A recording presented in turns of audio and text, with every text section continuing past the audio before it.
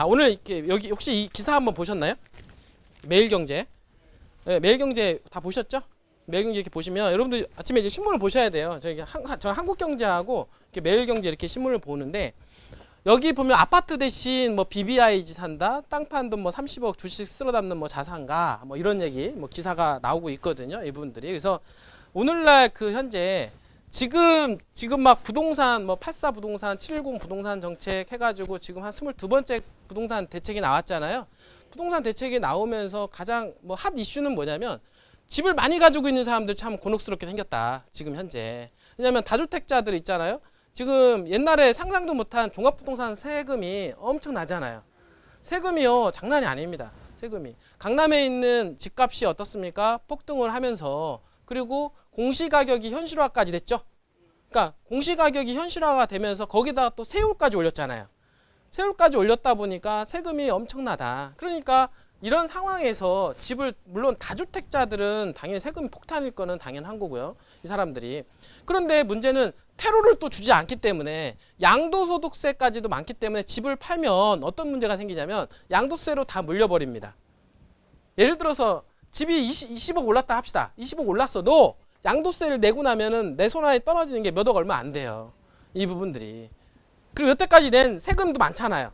재산세고 뭐고 낸 게 많기 때문에 그런 것까지 뭐 다 빼고 나고 하면은 어떻습니까? 남는 게 별로 없죠? 그러니까 뭐 팔지도 못하는 거 다주택자들이 지금 현재. 그리고 이번에 뭐 청와대 해가지고 비서진들 6명인가 지금 동시사퇴 얘기 나왔죠? 그 사람들이 뭘 선택을 한 거예요?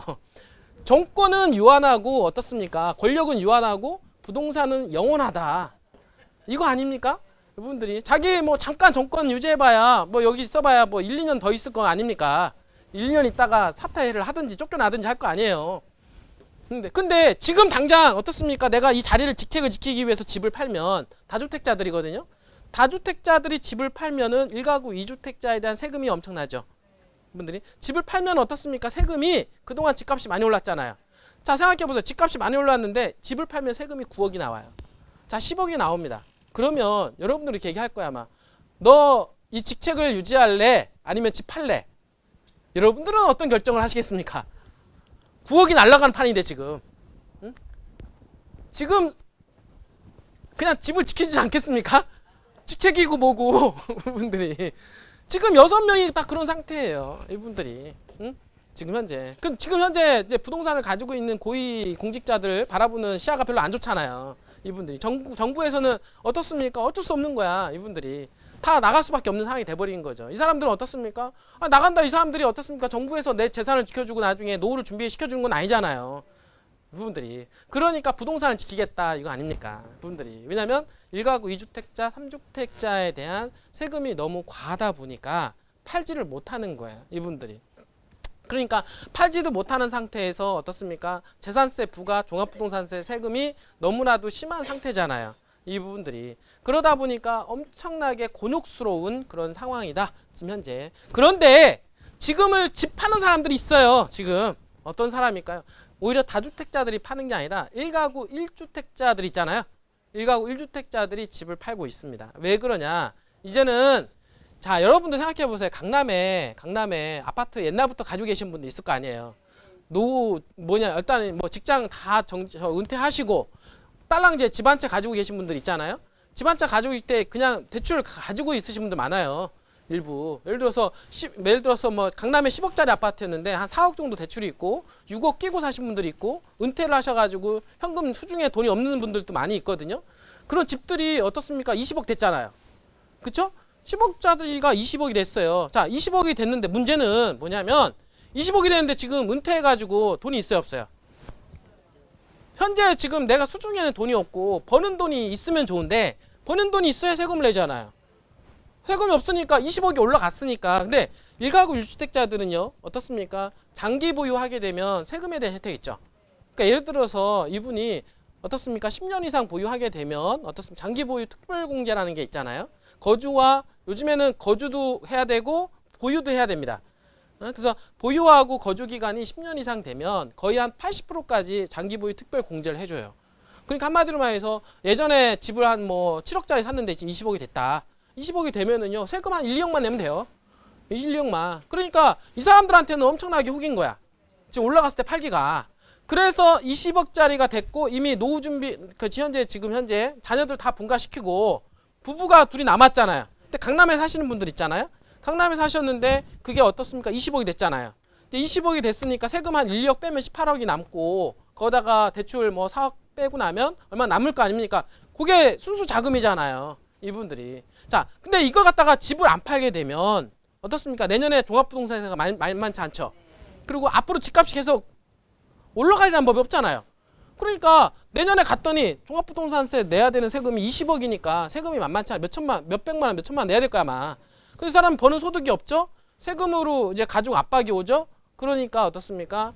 가지고 가는 것보다는 집을 팔아서 일부 현금을 챙겨가지고 어떻습니까? 그동안 강남에 집값 올라갔으니까 자연스럽게 노후 준비가 된 거 아니에요.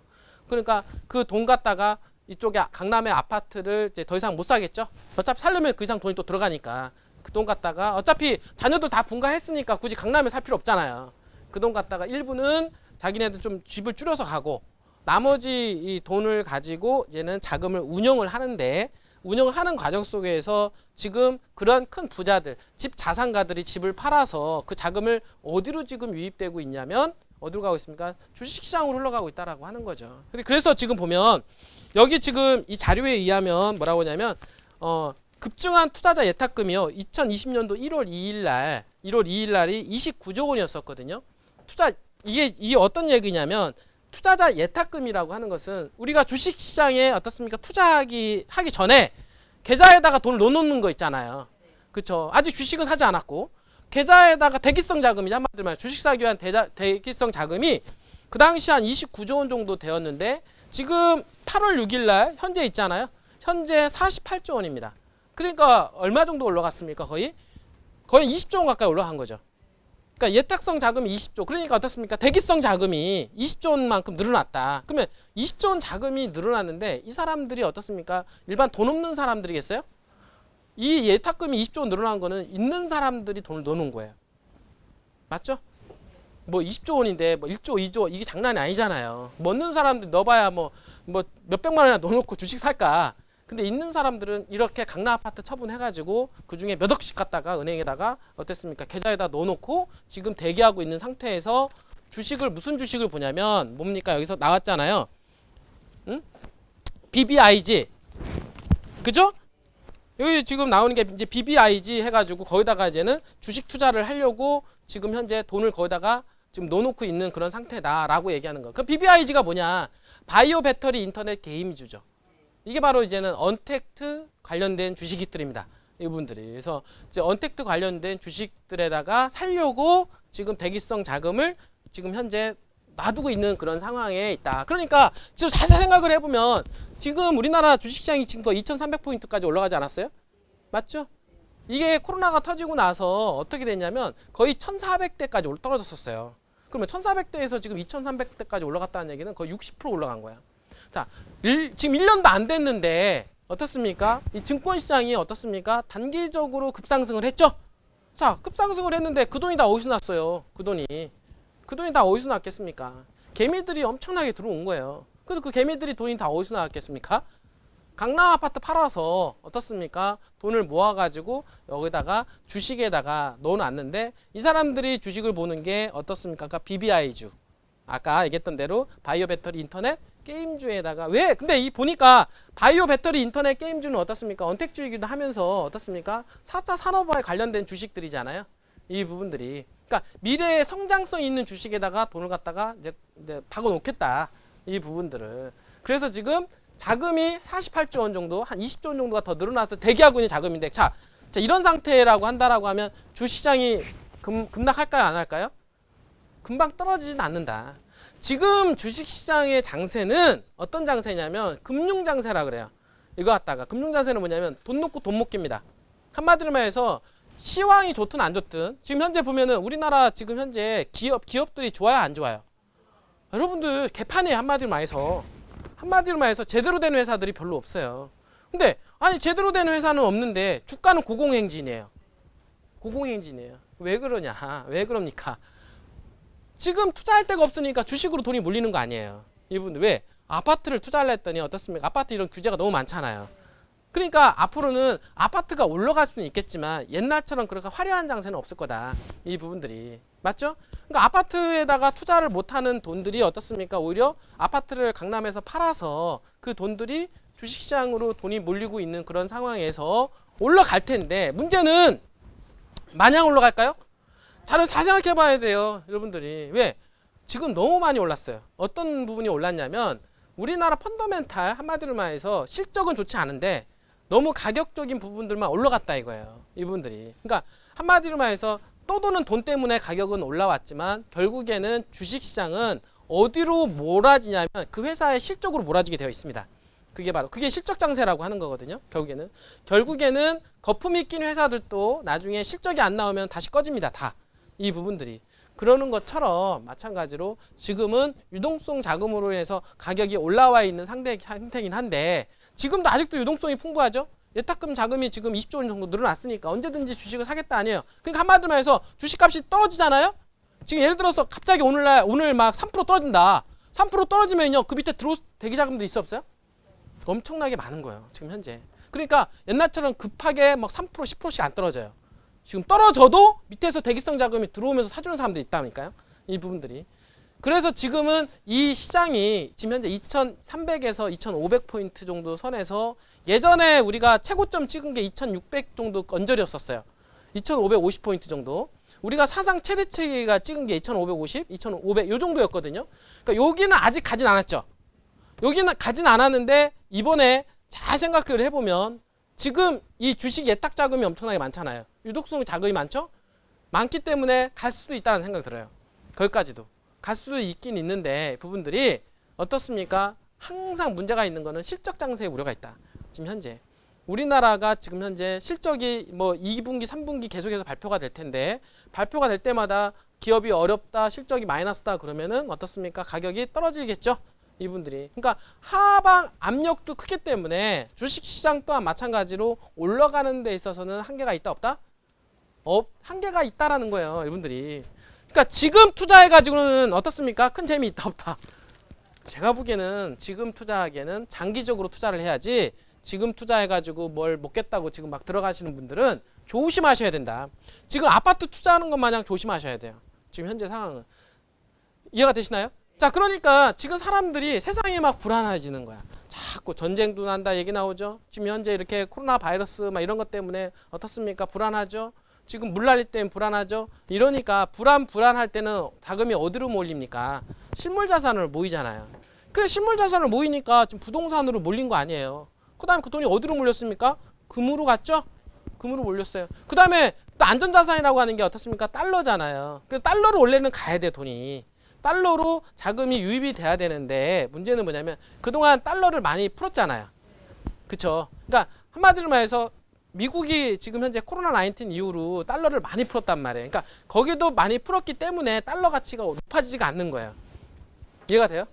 그만큼 금은 뭐가 있냐면 금은 한정이 되어 있잖아요. 그러니까 금은 한정이 되어 있는 거에 비해서 돈은 발권을 해서 무한대로 풀 수가 있단 말이에요.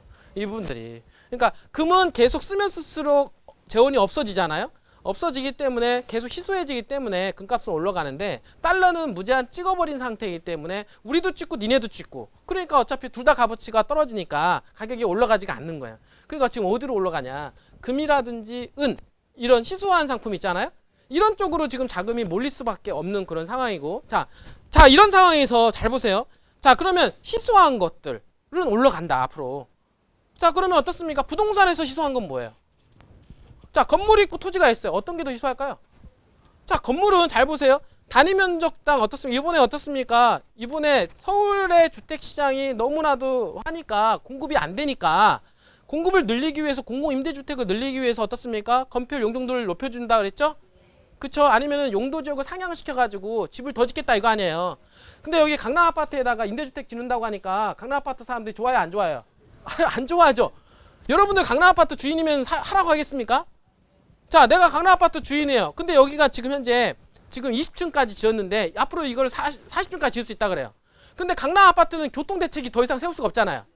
이미 도로가 이미 제한된 도로인 상태에서 건물만 올라가는 거 아니에요. 그 상태에서 어떻습니까? 주거는 쾌적성이 따라줘야 돼요.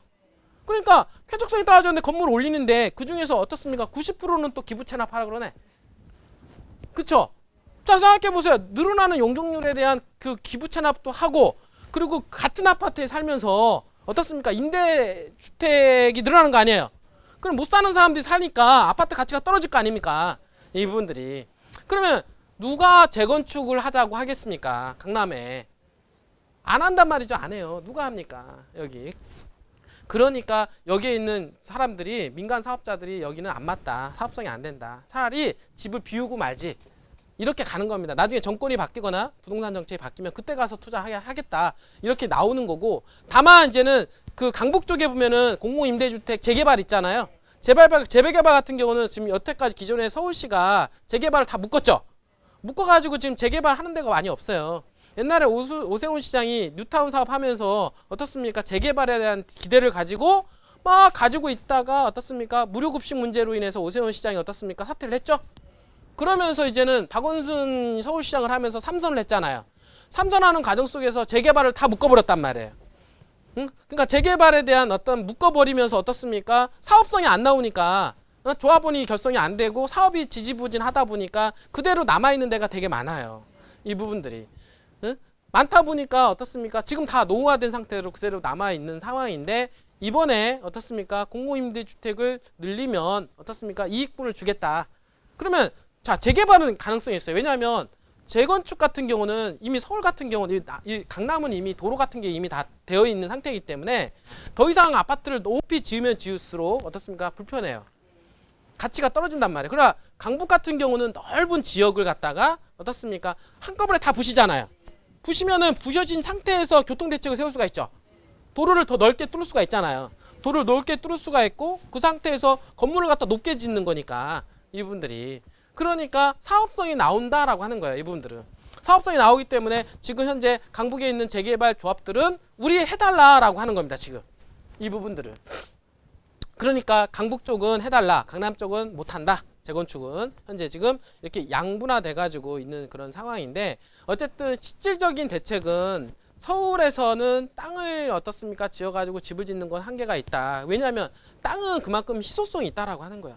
자, 여러분 보세요. 건물은 올리면 되잖아요. 건물은 더 올리면 끝까지 올리면 되잖아요.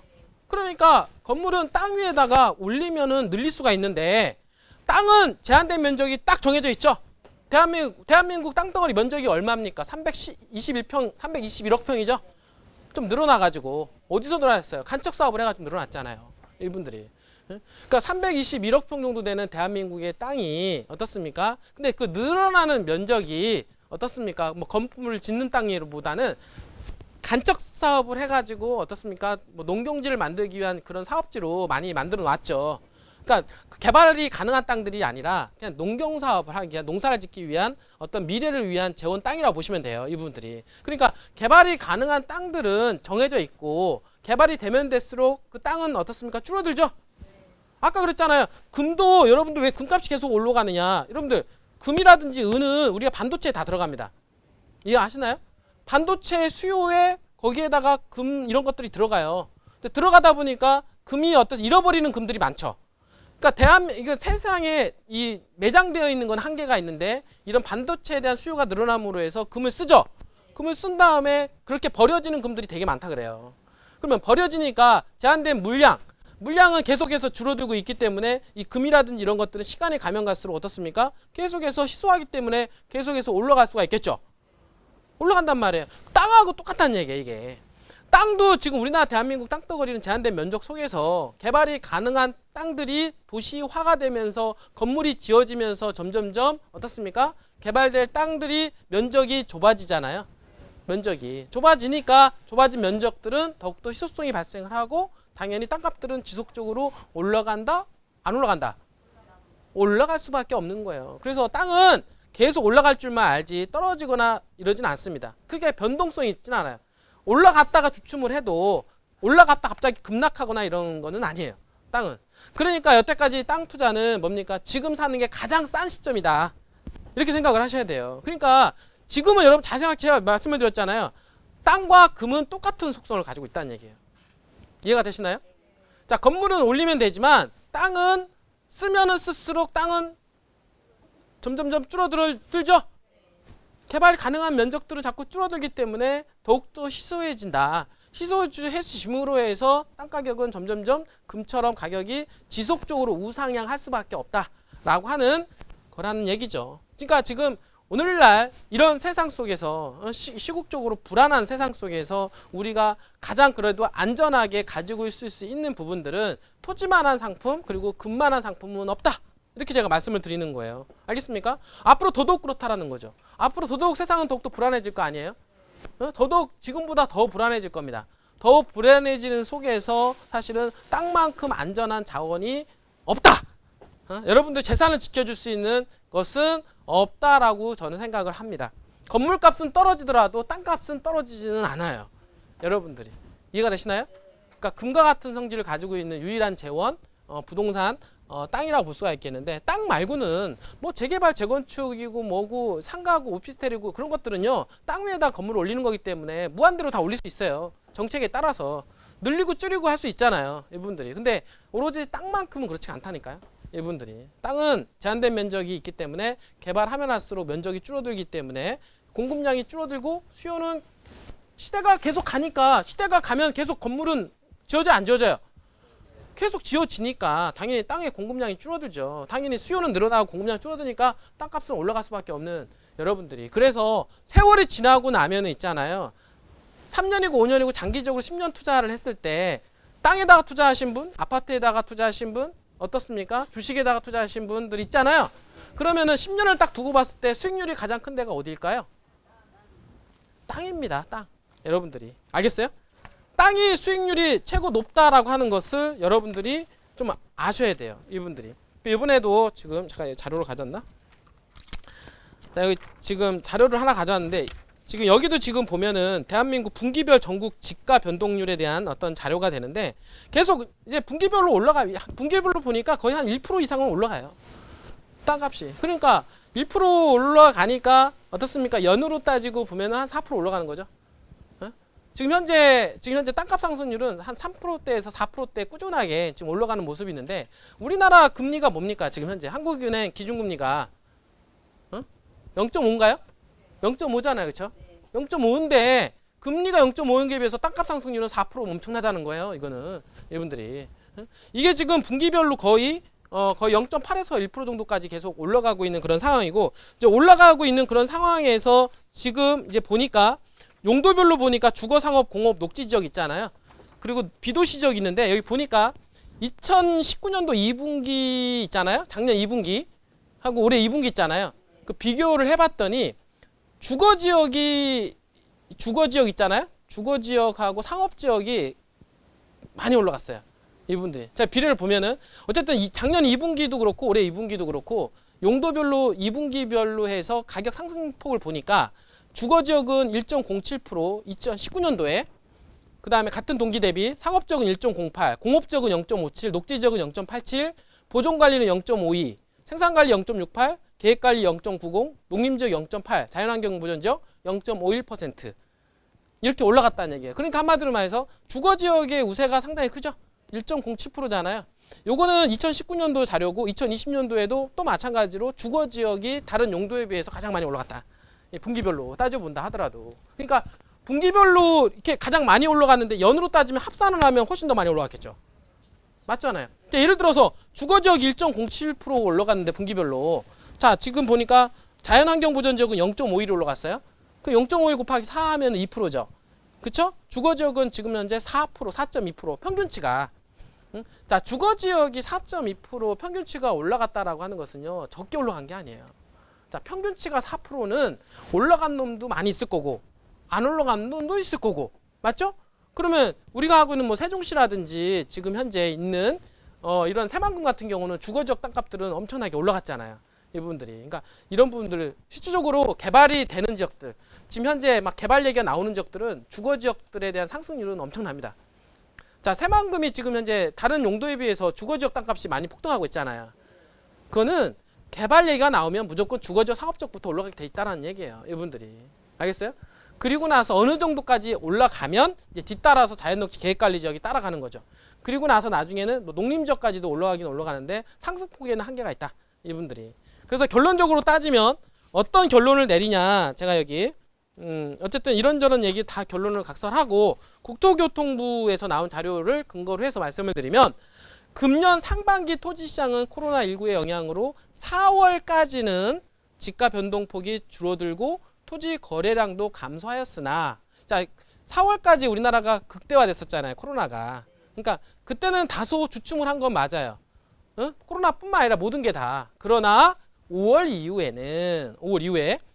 이후에는 지가 상승폭이 늘고 거래량도 증가하는 상황입니다. 이렇게 국토교통부에서는 나온 자료에 의하면 5월 이후에 지가 상승폭이 더욱더 커졌다, 지금 얘기가 나오고 있다라고 하는 거고요. 거래량 또한 마찬가지 엄청나게 늘어나고 있다 얘기를 하고 있는 거예요. 이 얘기는 뭐냐, 지금 코로나 이후에 어떻습니까? 물론 주춤한 뭐 아파트 시장도 마찬가지로 좀 올라가고 있는 편이지만 땅값으로 지금 자금이 더욱더 몰리고 있다라고 하는 거예요. 여러분들이 알겠어요? 아까 얘기했던 대로 뭐 주식시장으로 돈이 가기도 하지만, 일부 가긴 하지만 자산가들이 어떻습니까? 주식시장에다 몰빵하겠습니까? 왜냐하면 다 알아요. 주식시장에다 몰빵하면은 한 방에 날아갈 수 있다라는 거. 그러니까 그러면 아파트를 팔아가지고 아파트에다 투자를 안 할 겁니다. 왜냐하면 그럴 것 같으면 가지고 있죠. 그러면 아파트를 팔아가지고 남은 돈 갖다가 어디로 갈 거냐? 어디로 갈 거냐? 여러분들. 응? 아까 주식시장 일부는 가겠지만 나머지 일부 자금은 어디로 갑니까? 토지 쪽이에요. 100%. 그 왜 주거지역들이 올라가는 이유가 뭡니까? 토지 쪽으로 올라가는데 좋은 놈들.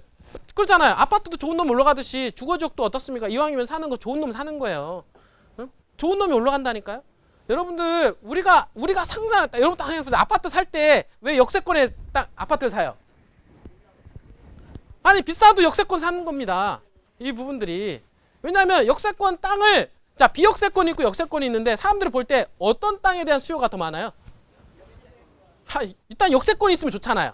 여기 가까우면. 그러니까 수요가 많으니까 역세권이 올라가는 겁니다. 자 또 하나 볼까요? 자 대단지가 있고, 자 1000가구가 있는 단지가 있고 200단지가 있어요. 200가구가 있는 단지가 있어요. 여러분들은 어떤 단지를 선호할 겁니까? 자 역세권이랑 상관없이 단지가 큰 데가 있고 단지가 적어요. 그러면 어디로 갈까요? 단지가 큰 데로 가는 거예요. 왜 그럴까요? 일단 단지가 크면 관리비가 적게 나옵니다. 알겠어요? 일단은 관리비가 적게 나와요. 그리고 단지가 크면 그만큼 편의시설이 많이 들어가 있어요. 여러분들이. 그러니까 단지가 큰 쪽에 대한 선호가 단지가 적은 쪽보다는 어떻습니까? 좋다. 자, 그러고는 어떻습니까? 자, 브랜드가 있는 놈하고 브랜드가 없는 놈하고 비교했을 때 삼성에서 만든 거기 들어갈래요? 아니면 어디 들어보지도 못한 아파트 들어갈래요? 그래도요, 여러분들 진짜 브랜드 찾습니다. 부분들이. 자, 그리고 다 좋다 해요. 거기다가 또 들어가는데 어떻습니까? 아파트를 우리가 딱 들어갔을 때 향이 있잖아요. 향 가장 선호하는 향이 어디입니까? 남향 선호하잖아요. 그리고 층수가 어느 층수를 선호합니까? 로얄층 있잖아요. 저 층보다는 그래도 그쵸? 좀 이렇게 어느 정도 사람들이 선호한. 자 여기서 딱 봅시다. 그러면은 자 아파트를 딱 잡을 때, 자 역세권에 있는 아파트면서 그쵸? 향후에 전철이 들어가는 지역이면 더 좋죠. 그쵸? 왜냐면 투자 가치가 있으니까. 앞으로 전철이 들어가거나 KTX가 들어가거나 GTX가 들어가는 지역에 아파트에 들어갈 건데 역세권에 있는 아파트이면서 대단지이면서 브랜드가 있고, 그쵸? 남향을 바라보면서 로얄층인 아파트를 산다라고 하면 무조건 올라갈까 안 올라갈까요? 100발이에요, 100발. 여러분들 무조건 올라간다고 보셔야 돼요, 이분들이. 응? 제가 일례로 하나 제가 말씀드릴게요. 저희 집 근처에 성목역이라고 생겼거든요. 성목역이 신분당선인데, 그 성목역이 생기기 전에는 거기가 완전히 그 황무지였었어요. 거기가 상업지역이긴 했는데 상업지의 기능이 없었고, 그게 원래는 상업지역이 아니었었어요, 거기가. 근데 거기가 어떻습니까? 거의 뭐 판자촌 비슷하게 생겼던 지역들인데, 거기가 이제 성목역이 딱 들어가게 된 거예요. 그럼 성목역이 들어가면서 아파트를 분양을 했을 거 아니에요. 거기에다가 롯데 쇼핑몰이 들어가고 옆에다 오피스텔하고 아파트를 들어갔는데 엄청나게 대단지가 들어갔어요. 그러면 딱 보니까 자 신분당선 전철 역세권을 끼고 있는 데다가 어떻습니까? 대단지가 들어갔죠? 대단지가 들어갔고 사람들이 선호하는 평수에다가 남향에다가 브랜드까지 있고 어떻습니까? 있는 집이 들어가다 보니까 좋을까 안 좋을까요? 5억대인가 분양을 했는데요. 지금 13억 얘기합니다. 거기 투자하신 분은 어떻게 됐을까요? 저보다 나았을 것 같아요. 여기 회사 운영을 하는 것보다 훨씬 나아요. 집 하나 가지고 있는 게 더 나아. 내가 보기에는 이분들이 그분들이요 8억씩 벌었어요. 5억 분양 하나 받아가지고 그 몇 년 3, 4년 만에 이분들이. 근데 거기는 그렇고 조금 역에서 떨어져 있고, 자 반대로 있잖아. 역에서 떨어져 있고, 자 지금으로 따지면 역에서 떨어져 있고, 그 다음에 어떻습니까? 단지 수도 적으면서 브랜드도 없고, 그렇잖아요. 층도 별로 안 좋으면서 여러분들 있잖아요. 그런 집들은 안 올라갔어요. 많이 또 이분들이. 자 그 얘기는 뭡니까? 확실하게 사람들이 선호한 지역으로 돈이 몰린다. 이분들이. 자 제가 분명히 얘기하는 것처럼 땅도 마찬가지라는 얘기예요. 땅도 아까 얘기했잖아. 도시지역 있고 비도시지역 있죠. 자 개발이 되는 쪽이에요.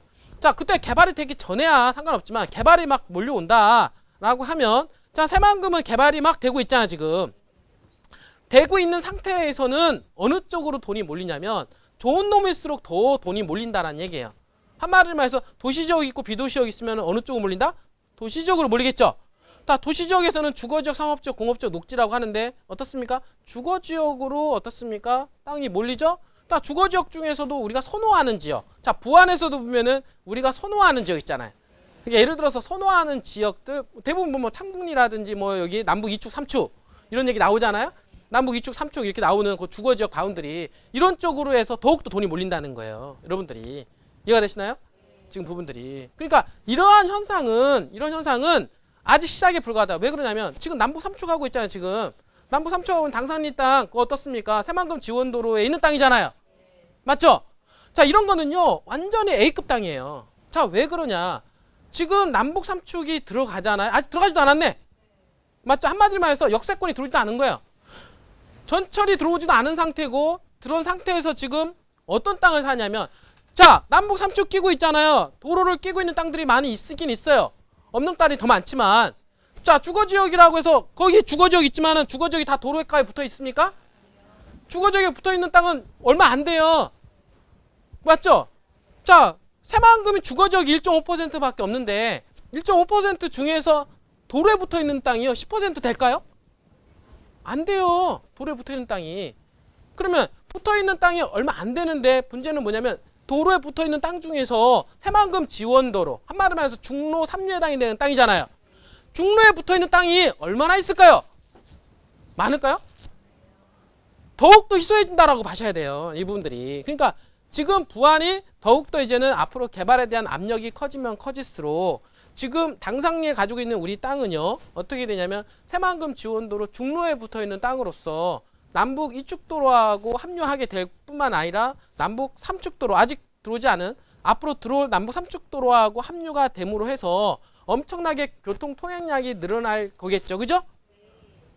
그런 주거지가 그런 도로에 붙어 있단 말이에요. 이런 부분들이. 그러니까 한마디로 말해서 이 부안 시내에 있는 땅 중에서는 거의 A급 땅이란 말이에요. 최고의 땅이란 말이에요. 그러니까 이런 최고의 땅은 더욱더 어떻습니까? 가치가 높아져서 어떻습니까? 가격이 더욱더 폭등할 가능성이 높다. 한마디로 제가 얘기했던 대로 성북역에 있는 아파트를 분양을 받은 5억대 사신 분이 8억 올라갔잖아요. 그렇죠? 그런데 별로 좋지 않은 좀 멀리 떨어져 있고 안 좋은 땅들은, 안 좋은 아파트들은 아직도 그렇게 많이 안 올라갔어요. 이분들이. 자 그런 거 비교해보면 우리는 좋은 걸 사야 돼, 안 사야 돼요? 이왕이면 개발 가능한 지역 중에서는 지금 하고 있는 당상리 중로에 붙어 있는 주거지역, 남북 2축 3축 도로와 연계되는 이런 땅을 사놓으면 시간이 가면 갈수록 상승폭이 더욱더 커질 것이면 틀림이 없다. 여러분들 이걸 여러분들 이해를 하셔야 됩니다. 제가 보기에는요 지금 제가 말하는 이 당상리에 있는 지금 이 중로에 붙어 있는 이 땅은요 성북역에 붙어 있는 5억짜리 분양 아파트랑 똑같다, 저는 이렇게 생각을 해요. 이 부분들이 상승률로 따지고 본다라고 하면 부안이 개발이 되면 될수록 상승폭이 더욱더 늘어날 때 가장 큰 수혜지로 떠오를 수 있는 가능성이 있다, 없다? 있다라고 봐셔야 돼요. 여러분들 부안에 있는 땅이라고 다 똑같은 땅이 아닌 거예요. 여러분들 알겠습니까? 제가 보기에는 앞으로 2년 3년 후에 대박 날 수 있는 가능성이 높다. 왜? 삼축도로 얘기만 나와보세요. 끝나는 겁니다 이제는. 여러분들이 알겠습니까?